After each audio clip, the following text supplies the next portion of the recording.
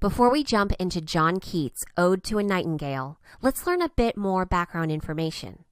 Born in 1795, John Keats was a key member of the Romantic movement in English literature. Essentially, Romantic poetry explores how the natural world and the inner emotional world of the poet come together. As you'll see, Keats' Ode to a Nightingale is an excellent example of this kind of poetry. Written in 1819, only 2 years before Keats died of tuberculosis, the poem explores the ideas of mortality, ecstasy, and impermanence, to name a few. Because the poem is an ode, it directly addresses or talks to its subject, always keeping the nightingale as the focus of the poem's action. So let's dive into our analysis. We'll take a look at the poem stanza by stanza, summarizing each stanza's content and looking for any themes, ideas, or emotions that hold a poem together that emerge. Let's start with the first stanza. My heart aches, and a drowsy numbness pains my sense as though of hemlock I had drunk, or emptied some dull opiate to the drains. 1 minute passed, and lethe wards had sunk. 'Tis not through envy of thy happy lot, but being too happy in thine happiness, that thou, light-winged dryad of the trees, in some melodious plot of beechen green and shadows numberless, singest of summer in full-throated ease. You can probably tell by the first few words, my heart aches, that this isn't going to be an especially cheery poem. As the first stanza unfolds, the speaker compares his mental state to being intoxicated or even poisoned, as suggested by hemlock, even going so far as to allude, to make reference to, the river Lethe. In Greek mythology, the Lethe is a river in the underworld whose waters will erase the memories of anyone who drinks them. As the stanza winds to its conclusion, we learn that the reason behind the speaker's trance-like state is the nightingale's song, which makes the speaker so happy that he can't focus on anything else. Now let's head into the second stanza, which builds upon the first stanza's theme of intoxication. Oh, for a drought of vintage that hath been cooled a long age in the deep delved earth, tasting of flora and the country green, dance and provincial song and sunburnt mirth. Oh, for a beaker full of the warm south, full of the true and blushful hippocrene, with beaded bubbles winking at the brim and purple-stained mouth, that I might drink and leave the world unseen, and with thee fade away into the forest dim. To put it simply, this stanza is basically saying, gee, I wish I had some wine. But that wouldn't have been nearly as poetic as Keats' elaborate description of different varieties of wine. Except for the last 2 lines, this stanza is made entirely of imagery. Imagery is a language that stimulates any of the 5 senses, not just sight, as the word image implies. In imagining the different varieties of wine he wishes to drink, the poem's speaker stimulates our senses of touch by describing the coolness of the wine, taste, tasting of flora and the country green, hearing provincial song, and sight, purple-stained mouth. The last 2 lines, however, strike at the stanza's underlying theme, the urge to leave the physical world.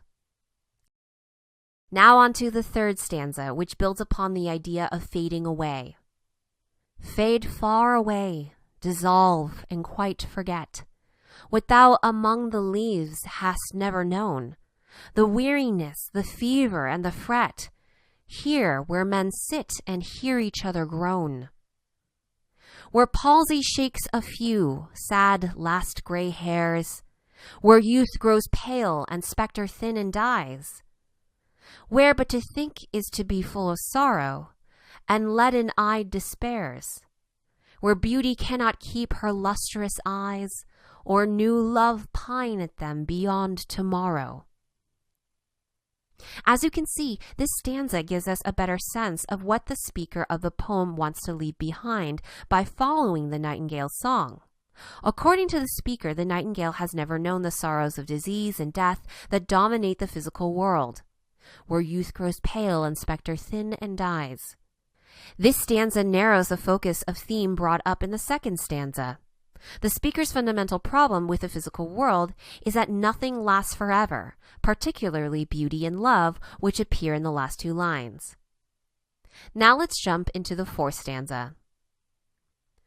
Away, away, for I will fly to thee, not charioted by Bacchus and his pards, but on the viewless wings of poesy, though the dull brain perplexes and retards, already with thee.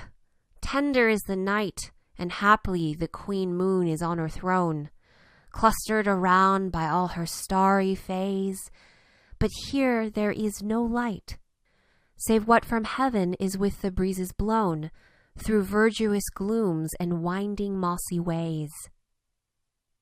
Don't worry if this stanza seems a little bit tougher than the ones before it. The reason for this is that Keats has brought in more allusions, like he did with Lethe in the first stanza, to mythology.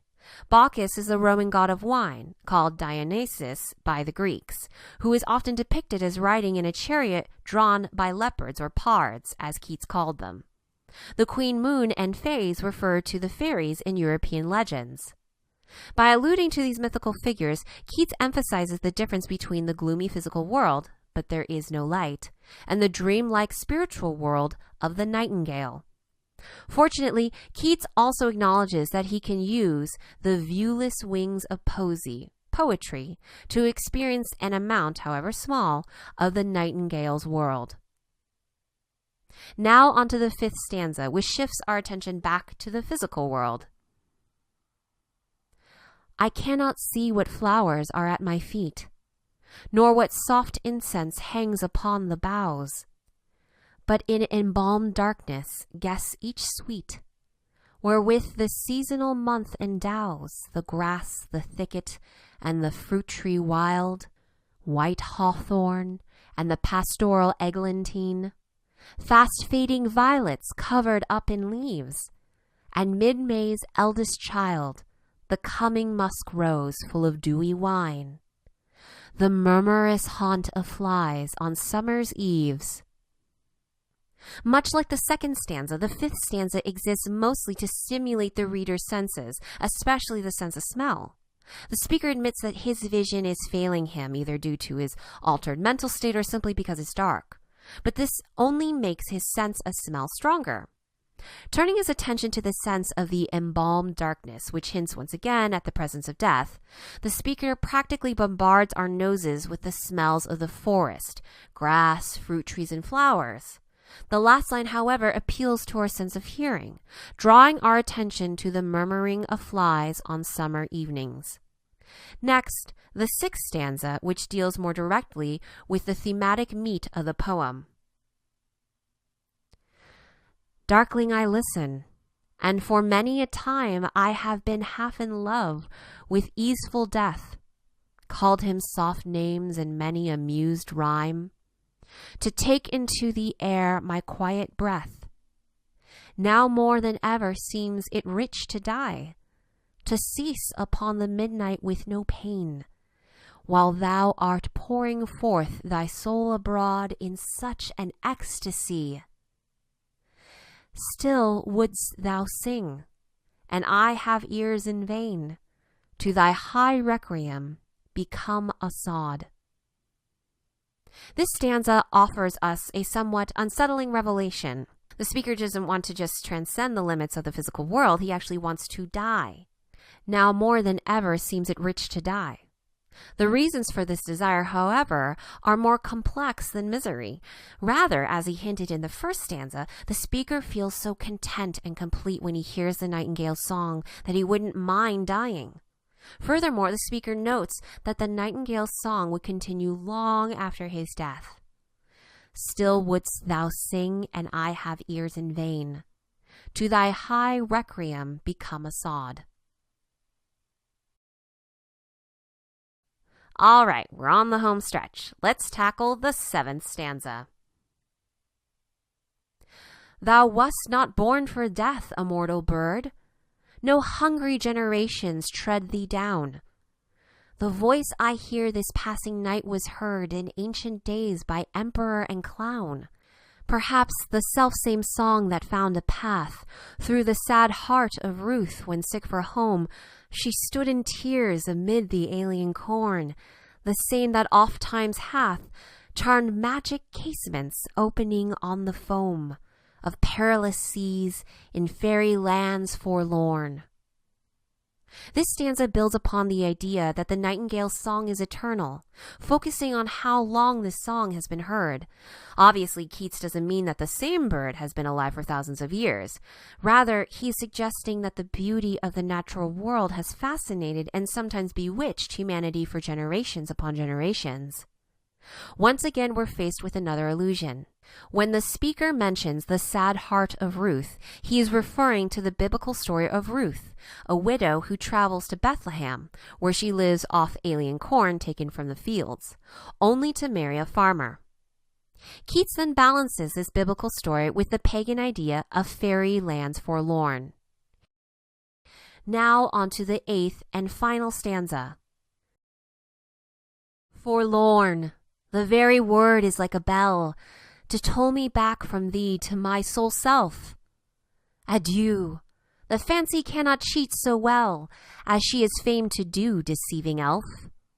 Adieu, adieu, thy plaintive anthem fades, past the near meadows, over the still stream, up the hillside, and now 'tis buried deep in the next valley glades. Was it a vision or a waking dream? Fled is that music. Do I wake or sleep? In this stanza, the speaker essentially snaps out of it, brought back to his soul self by the sound of the word forlorn in the previous stanza. It is at this point that he realizes the nightingale's song, even if it is immortal, will not always be within his range of hearing. Adieu, adieu, adieu, adieu, thy plaintive anthem fades, past the near meadows, over the still stream, up the hillside. This is a crucial insight for the speaker who, until this moment, has wanted nothing more than to leave the physical world and follow the nightingale into a different higher realm. Nevertheless, some traces of the speaker's trance-like state remain, because the poem closes with the question, do I wake or sleep?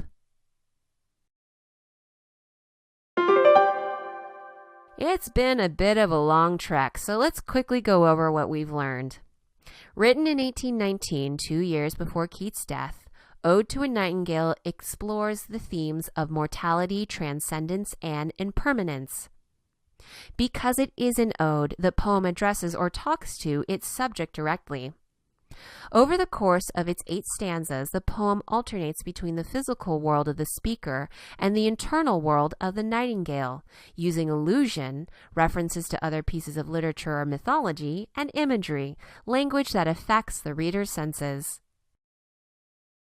Ultimately, the speaker realizes the nightingale's song is just as fleeting as everything else around him, and he is left to wonder whether he is dreaming or awake.